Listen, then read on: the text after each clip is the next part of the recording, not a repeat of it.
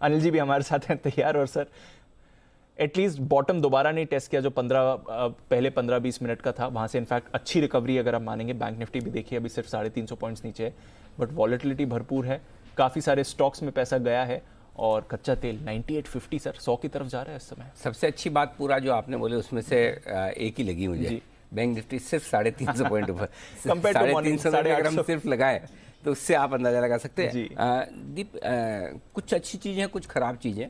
खराब तो खैर सब कुछ दिख ही रहा है, जिस तरह के ढेर सारे स्टेटमेंट आते दिख रहे हैं, और उसके चलते सारे बाजार कमजोर हैं। डाउ फ्यूचर्स भी 500 नीचे, कोई खास रिकवरी आई नहीं है। आई बीच में 100-150 पॉइंट रिकवर हुए, 400 तक आए थे, लेकिन अभी भी 500 पॉइंट वापस नहीं। ओह 388, थैंक यू वेरी मच। थोड़ी थोड़ी रिकवरी वहाँ बनती हुई दिख रही है। देखिए क्या हो रहा है वो इम्पोर्टेंट है। बाजार एक बार छोड़ दे इधर साइड में, भूल जाओ बाजार में क्या हो रहा है, एक बार स्क्रीन मत देखो। अब कुछ बड़ी पिक्चर देखने की कोशिश करो। बड़ी पिक्चर में क्या हो रहा है दीप? पिछले 24 घंटों में एक चीज़ हुई है और वो बहुत इंटरेस्टिंग है, और वो ये कि सब तरफ से एक्शन है। रशिया का भी एक्शन है, वो भी बोल रहे हैं, यूक्रेन भी अपनी तरफ से बयान दे रहा है, संयुक्त राष्ट्र संघ में सब जाकर अपनी अपनी बातें रख रहे हैं, अमेरिका सैंक्शन लगाने की कोशिश कर रहा है, ब्रिटेन के प्रधानमंत्री संसद में बातचीत रखेंगे। मतलब क्या है? मतलब ये कि पूरी दुनिया के लिए इस वक्त टॉप मोस्ट प्रायोरिटी पर एजेंडा एक ही है। Yes sir. और वो है यूएस यूक्रेन। एब्सोल्युटली। ऐसा नहीं पहले नहीं था, लेकिन इस वक्त only talk of the town. एक तो टॉक ऑफ द टाउन होता है, एक only talk of the trending होता है, एक नंबर 1 ट्रेंडिंग होता है। यस। सो अब ये नंबर 1 ट्रेंडिंग हो गया। इसमें मैं सिल्वर लाइनिंग देखता हूँ जी।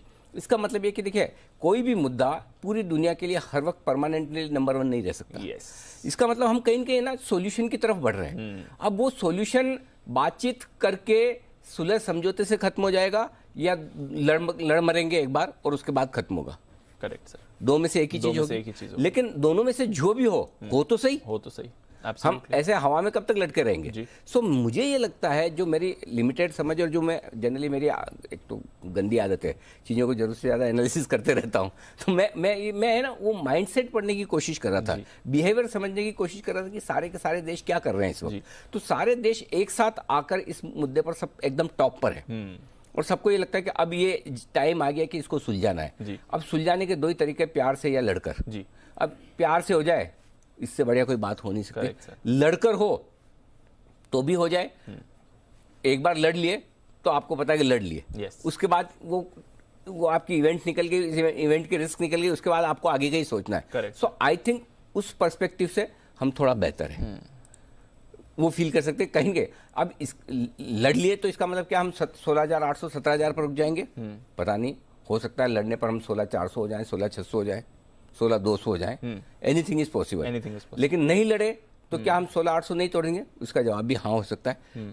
बट ये सारी पिक्चर जो मैं बताकर आपको कंफर्ट कॉन्फिडेंस देने की कोशिश कर रहा हूँ, इसका मतलब ये नहीं कि आप कूद कर खरीदने लगे। भाई रिस्क अभी भी है, स्टेटमेंट्स अभी भी आएंगे। ये ऐसी सॉल्यूशन, ऐसी प्रॉब्लम है जिसका सॉल्यूशन चुटकियों में ऐसे एक बार में नहीं होने वाला है। तो ऊपर नीचे होंगे, 2-3 दिन आपके लिए मुश्किल भरे रह सकते हैं। मेरा ये मानना है ये हफ्ता निकालना है। अगर ये हफ्ता हमने निकाल दिया शांति से, आराम से, बिना कोई ज़्यादा खराबी हुए, तो फिर सॉल्यूशन आपका परमानेंट हो जाएगा। सो आई थिंक अगले 2-3 ट्रेडिंग सेशन थोड़ी सी सावधानी रखिए, न लेने में पैनिक करिए, न बेचने में पैनिक करिए। वेट एंड वॉच वाली सिचुएशन, जो पोजीशन है उसे हल्की रखें, मैनेजेबल रखें, वही ज़्यादा ठीक है। अब ये तो हो गई अपनी पूरी ग्लोबल सिचुएशन है, उसकी बात। अब मार्केट की बात पे आते हैं। हमें 2 ही चीज़ करनी है। अगर आप बहुत शॉर्ट टर्म ट्रेडर हैं तो आपके लिए 17,100 के नीचे बंद होना खराब है।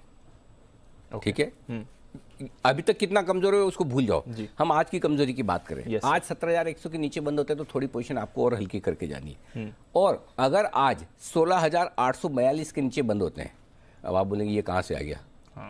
ये है एग्जैक्ट लेवल, ये है वो लेवल जो हमने सेलिब्रेट किया था वैलेंटाइन डे के दिन। Correct, volatile day. उस दिन हम एक ही बार 17,100 के नीचे बंद हुए, और ये वो दिन था 14 फरवरी का, वैलेंटाइन डे। 16,842 पर बंद हुए थे। उस दिन हमने 16,809 का लो बनाया था। ठीक है, तो 16,800 16,850 स्ट्रॉन्ग सपोर्ट जोन है। आज का लो देखिए दीप, 16,843 एग्जैक्टली वही है। सो अगर हम 16,800 के नीचे नहीं बंद होते हैं तब तो आपको मैक्सिमम पोजीशन कम करनी है, मैक्सिमम जी। तब तो आप नए ब्रेकडाउन की तैयारी करें, तब आप 16,400 16,600 तो आएंगे ही आएंगे। लेकिन अगर आप इसे होल्ड कर पाते हैं 16,800 को, उतने बुरे नहीं जितने उतने, और 17,100 के ऊपर बंद हो जाते हैं तो रिलीफ वाली बात है। सो हम क्लोजिंग बेसिस पे देखेंगे, 2:30 बजे डेटा भी देखेंगे। तो अभी मैं आपको सिर्फ ये कह रहा हूँ कि पैनिक मत करिए। पैनिक मत करिए। इसका मतलब ये नहीं कि आपको कूद कूद के लेना है कि अनिल जी ने बोला पैनिक मत करना, तो मैंने पैनिक नहीं करने को बोला। इसका मतलब ये नहीं कि पटाखे चलाने को बोला, खुशियां मनाने को बोला, वो बहुत बढ़िया, ऐसा भी नहीं है। ऊपर नीचे होता रहेगा।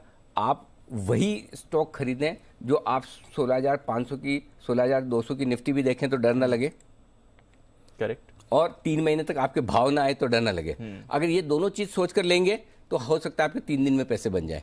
लेकिन अगर आपने 3 दिन में पैसे बनाने के बारे में सोचा या 3 घंटे में पैसे बनाने के बारे में सोचा तो पक्का पैसे लगेंगे। समझ गया। लॉन्ग टर्म व्यू रखेंगे तो शॉर्ट टर्म में पैसे बन सकते हैं, लेकिन शॉर्ट टर्म व्यू रखेंगे तो पक्का पैसे लगने हैं। सो ये पोजीशनिंग अपनी होनी चाहिए। बाकी आराम से एंजॉय करिए मार्केट को, कुछ नहीं, कहीं नहीं जाने वाला है। ये भी सब ठीक हो जाएगा। पुरानी 50-100 चीजें हुई है, फिर से ऊपर आए, मौका मिले, हल्के होते रहिए।